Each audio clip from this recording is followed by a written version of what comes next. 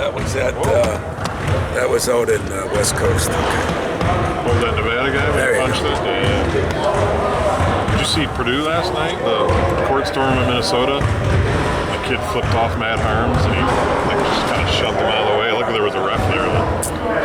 Yeah, it's not good. Anyway, so big game Saturday?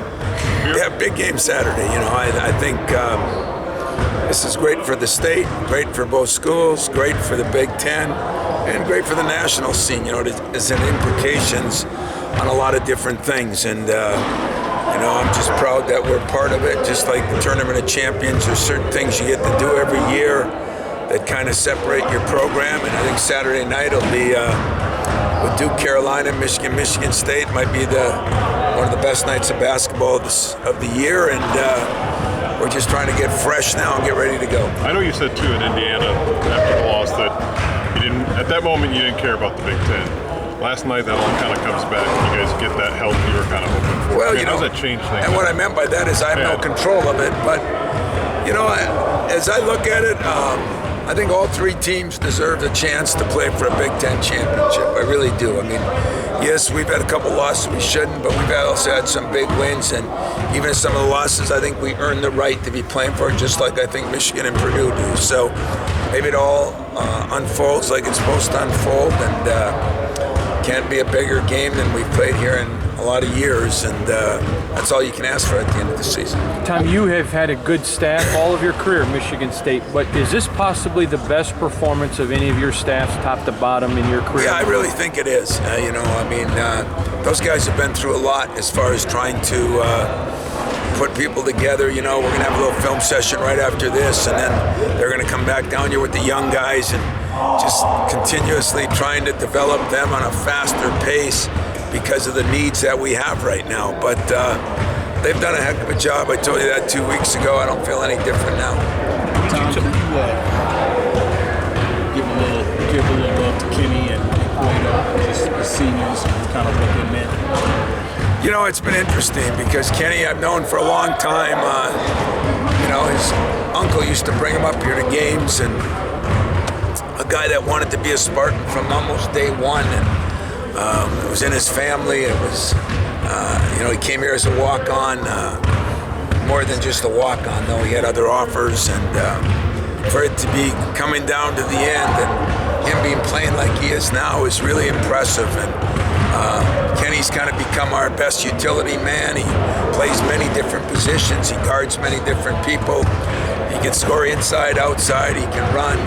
He's probably as good a utility man as I've had. And in Cueto, you know, a guy that's kind of overcome a bunch of injuries over his career, and to be voted captain and take that, you know, I give a lot of credit to Tom and Miles for that, because that's what Matt said to me. You know, he had good people to teach him how to be a leader, and even though it's not Matt's personality to be as vocal, I think he really did a hell of a job this year. Now you put that together with his defense, which he improved so much, and now the last month or so his shooting has really come back. And you know, what a great way for them to have the second to the last game here last night, both getting career highs, and if they want to do that again on Saturday, that'd be fine with me. Would you tell those guys after the game about the Big Ten race, and then again when you reconvene today? Well, you know, I told them after the game, excuse me, that somebody had told me as I was walking in that Purdue was down 10. I didn't put a lot of credence into that personally.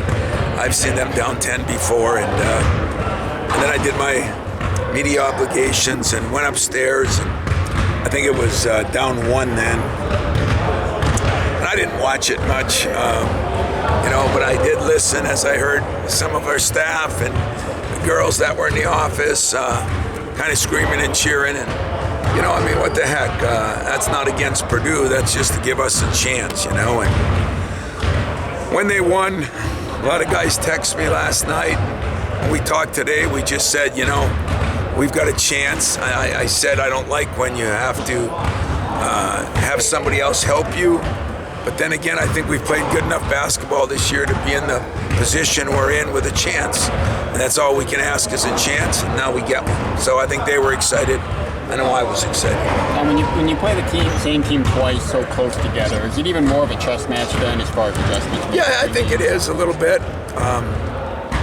Reminds me of what people say about the NBA and the playoffs where you're playing them over and over and over again in a 7-game stretch or something. But I still think for the most part, there'll be no magic. Most teams at this time of year are going to do what they do best. And I think we'll do what we do best, and I'm sure they'll do what they do best, and we'll see which best wins. When it comes to Kyle and Nick, do you kind of prepare like you're not going to have them, so if getting them is kind of like a bonus? Yeah. Especially Nick, you know, because I have no idea. You know, we have no contact today. He will not be allowed to have contact tomorrow, but we'll get a better feel on how his hand feels, and then it just goes according to the pain and then getting him back. But, you know, 1,000,000 to 1 chance he could play. But, you know, Kyle, I hope, has a little better chance, but he's still, you know, struggling a little bit today. But I think for him, he's played hurt before, and I think he'll be there ready to play. I'm 99% sure unless something happens, he'll be suited up for sure. Tom, when you look at the rivalry, the rankings, and all the implications, is this one of the biggest games in Breslin Center's history? You know, a lot of big games here, a lot of games that I've enjoyed, but if you looked at all those things, the rivalry both in the top 10, playing for a championship, with seeding implications for the Big Ten tournament and the NCAA tournament, the national television, all the things, I'd say, yeah, it is. And that's the way it's supposed to be. Are you expecting anything different from Michigan the second time?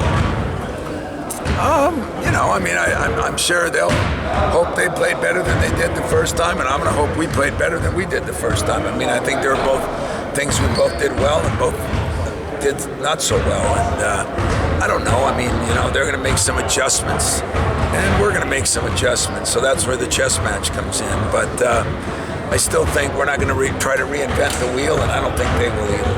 You know, you talk about your guys that might or might not play. Matthews is a guy that they might not have, but that changes their lineup a little bit. Livers can move around. Does that obviously adjust the way you guys? Well, it's different. It's different. You know, Livers is their best shooting threat, so it creates some problems for us in that respect. But yeah, you know, maybe for them, they're not used to that. You know, they haven't had much injuries all year, and how that affects them, I don't know. They seem to play pretty well against Nebraska and Maryland, and without him. But you know, it's definitely, he's a very good player, a kid that I recruited early on in high school. So I have a great appreciation for Matthews, and I really do hope he recovers. You hate to see a guy later in his career struggle, just like I hate to see my guys. You guys kind of dared them to shoot a lot in that first matchup, and it paid off, right? I think 5 for 20. Yeah, you know, I don't think we dared a bunch of guys to shoot. We dared some guys, but you know, we're going to change up a few things too. I'll just say that because you know, we figure they're going to counter in some ways, and so everybody's guessing on how they'll counter and how we'll counter and what they'll do and what we'll do. And I think that'll matter a little bit, but I don't think that's going to be the deciding factor in the whole thing. You know, they'll come up with a different plan, you'll come up with a different plan. What do you especially think, like, there's so many variables, but like what's replicable in terms of what you really liked in that first match? The score. I love the score, you know. You know, I thought we executed pretty well offensively. I mean, I thought we got some good shots. I thought we shot pretty well against a very good defensive team, and I thought we defended pretty well and rebounded okay. You know, I didn't think we rebounded great, but we rebounded okay. But I'd say our offensive execution, we didn't run as much. Hope to run more, but our offensive execution in the half court was pretty good.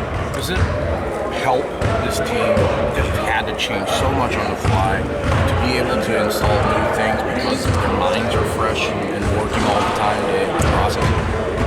Yeah, you know, we've reinvented the wheel a little bit just because with each different guy and different big, we've had to do different things with screening and ball screens and offenses, and whether we pop a guy, whether we roll a guy, you know, and I think guys are ready to do that. I think they've had to adjust during the year, and it's been actually frustrating for me, but kind of invigorating for me that I have a chance to look at different things. So it's been. I can't say that I'd rather have all my guys there all the time, but it's been okay. It's been okay. It is what it is, and it's given us a chance to. Players got to think a little harder. They got to maybe spend a little more time on film. We're gonna have a pretty good film session after this and see where it takes us. Are you pleasantly surprised with how far Henny's defense has come in season? Yeah, he has made maybe the most improvement with his defensive ability, and that has helped us, you know. As he starts rebounding a little better now, maybe he can turn into a Charlie Bell, Jason Richardson type guy who can defend and rebound and slash and continuously work on his shooting.